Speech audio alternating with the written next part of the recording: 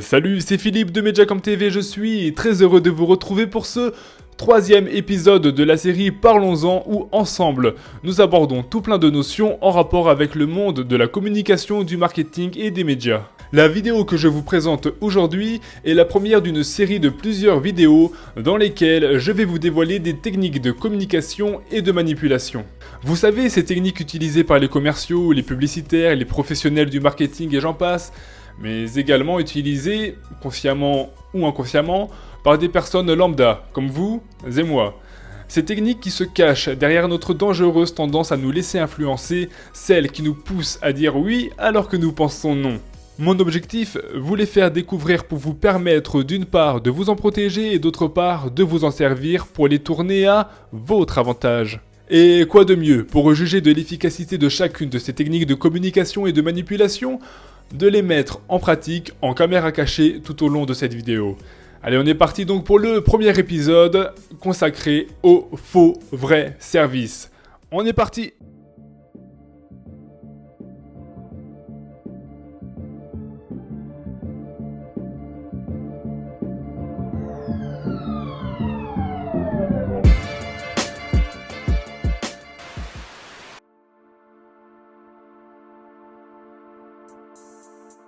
Afin de vous illustrer cette première technique de communication et de manipulation, d'influence, laissez-moi vous présenter un exemple concret auquel nous allons nous essayer de suite en caméra cachée. Imaginez cette situation, vous êtes en train de marcher dans la rue, oui c'est comme ça que je marche, lorsque tout d'un coup vous vous rendez compte qu'il vous manque 50 centimes pour prendre le bus qui doit vous ramener chez vous.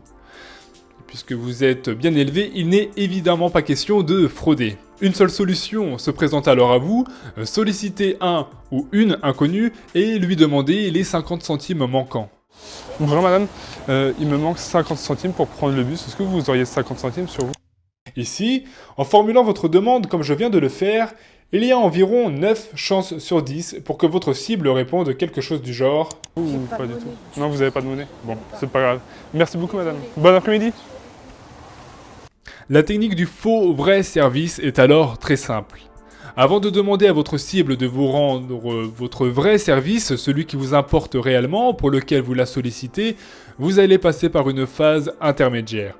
En effet, vous allez tout simplement lui demander de vous rendre un faux premier service qui ne l'engage pas ou vraiment très peu vis-à-vis de vous. Ici, la seule chose qui compte, c'est de réaliser une demande à laquelle votre cible doit répondre positivement. Et, je précise, positivement ne veut pas forcément dire répondre oui, mais signifie plutôt que votre cible doit pouvoir apporter une réponse à votre question. Voici l'application la plus connue de la technique du faux vrai service en caméra cachée. Bonjour madame, est-ce que vous auriez l'heure s'il vous plaît? Moi j'ai 3h22. 22 merci. Dites-moi, il manque juste 50 centimes pour prendre le bus, vous n'auriez pas un peu de monnaie pour... En utilisant la technique du faux vrai service, comme je viens de le faire, c'est prouvé, vous avez environ 4 chances sur 10 d'obtenir satisfaction. Super. Merci beaucoup madame, je vous remercie. Merci. Passez une très bonne après-midi. Pourquoi? Dans cette situation, et vous l'avez vu, j'ai commencé mon interaction en énonçant, en formulant une première demande, celle simplement de demander l'heure. Il n'y avait alors aucune raison pour que mon interlocuteur ne me réponde pas positivement. Me renseigner sur l'heure ne l'a engagé en rien vis-à-vis de moi, et pourtant, en me la donnant, il a effectué un premier acte positif. Cela peut paraître anodin, et pourtant, la personne, heureuse de me rendre ce service, est naturellement entrée dans un état d'esprit positif, et c'est tout aussi naturellement qu'elle a répondu positivement à ma deuxième demande, celle qui m'intéressait réellement. En fait, socialement, mon interlocuteur se doit de rester en cohérence avec sa première attitude. Du moins, il y avait environ 4 chances sur 10 pour qu'il le reste. Voici un autre exemple avec la même situation. Pardon monsieur, est-ce que vous auriez l'heure s'il vous plaît? –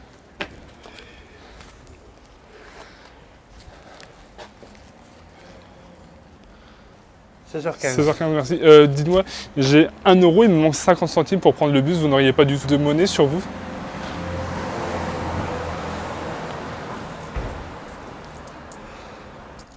Je vous remercie beaucoup. Voilà. Passez une très bonne après-midi, monsieur. Au revoir. Précisons que toutes les pièces sont rendues à leur propriétaire. Bien évidemment, la technique de communication et de manipulation du faux vrai service est applicable dans d'autres situations. Voici un exemple. Bonjour monsieur. Je cherche à m'acheter une voiture dans quelques mois et ce modèle m'intéresse tout particulièrement. Est-ce que vous en êtes satisfait ou pas? Oui. Ouais. Faut pas se plaindre.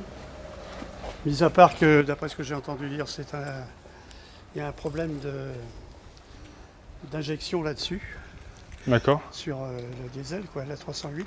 Là c'est une diesel, c'est pour C'est ça? une diesel. Ouais. Alors, l'essence c'est différent, mais le diesel, j'ai des amis que je connais, ils ont eu un problème ils sont tombés en panne sur la route avec ça, puis chez Peugeot, ils leur ont dit ah bah, non, D'accord. elle a payé que la main-d'œuvre.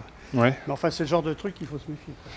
En répondant positivement à ma demande, mon interlocuteur se trouve à cet instant dans un état d'esprit positif de confiance. À présent, je peux lui adresser ma vraie demande. Lui demander de me rendre le vrai service, le seul qui en réalité m'importe. Est-ce que je peux juste monter 3 secondes à la place du chauffeur pour voir le confort et au niveau de ma taille si ça passe ou pas? Juste. Vous voulez, si ça peut. C'est fermé, je sais pas. Ouais. Bah, c'est petit comme voiture, hein. Enfin c'est petit, c'est bas de plafond. Ouais. C'est pas. Je regarde juste. Dans toutes les interactions que je vous présente ici, en caméra cachée, j'aimerais attirer votre attention sur un point. Il est essentiel, et je dis bien il est essentiel, de surveiller la distance qui vous sépare de votre interlocuteur ou de votre interlocutrice. Pour que votre cible ne se sente pas agressée, et au contraire qu'elle soit mise dans un état positif, dans un état de confiance, je vous conseille, mieux, je vous recommande vivement de mener votre interaction dans son cercle d'espace privé. Surtout si comme moi, vous mesurez 1m95. Pour celles et ceux qui n'ont pas vu la vidéo sur les 4 cercles de l'espace vital, je vous conseille, après cette vidéo, d'aller faire un tour dans la description. Bonjour monsieur, dame, je cherche le chemin de la gare, s'il vous plaît. Gare, vous prenez là, la grande avenue, tout droit. Dans cette situation, inutile de vous dire que le chemin de la gare, je le connais par cœur. D'accord. Mon portable n'a plus de batterie. Il y a ma mère qui arrive dans 5 minutes au train. Est-ce que je peux juste emprunter votre portable juste pour écrire j'arrive? Je connais pas trop. Je veux pas faire de fausses manies. Ouais, il est un peu vieux celui-là. Bon, souvent c'est ceux qui marchent le mieux donc. J'arrive, ça vous suffit? Oui voilà, j'arrive. Autrement, elle risque de s'inquiéter, vous connaissez les mamans. Inutile également de vous dire que ma cible, dans la majorité des cas, n'aurait aucunement prêté attention à ma demande si je n'étais pas passé par le faux service. J'attends vos réactions dans les commentaires. Avez-vous déjà utilisé cette technique de communication et de manipulation, consciemment ou inconsciemment? En avez-vous déjà été victime? Racontez-moi, tout cela m'intéresse. Dernière chose, pour augmenter vos chances, veillez tout de même à garder une certaine cohérence entre votre première demande, le faux service, et votre deuxième demande, le vrai service. Dans le cas contraire, votre cible, un tant soit peu connaisseuse de cette technique de communication et d'influence, pourrait rapidement voir là où vous voulez en venir. Et pour tout vous dire, cela m'est arrivé. Regardez. Bonjour. Est-ce que vous auriez l'heure s'il vous plaît? 16h27. 16h27, ok merci. Juste, t'aurais pas une clope à me dépanner? Belle technique, d'abord l'heure, ensuite la clope. Non, je la fais pas souvent, mais là c'est vraiment Pas de que souci. j'en ai plus donc. Pas de soucis. Merci, Bonne au revoir. Bon, preuve que ça marche quand même. Voilà, vous savez tout sur le faux vrai service, cette première technique de communication et de manipulation que je souhaitais vous présenter. Merci à mon petit cousin Arnaud qui a été le caméraman et qui m'a aidé tout au long de la réalisation de cette vidéo. Et je sais que ce n'a pas toujours été facile. Quant à nous, on se retrouve bientôt pour une nouvelle vidéo sur Mediacom TV.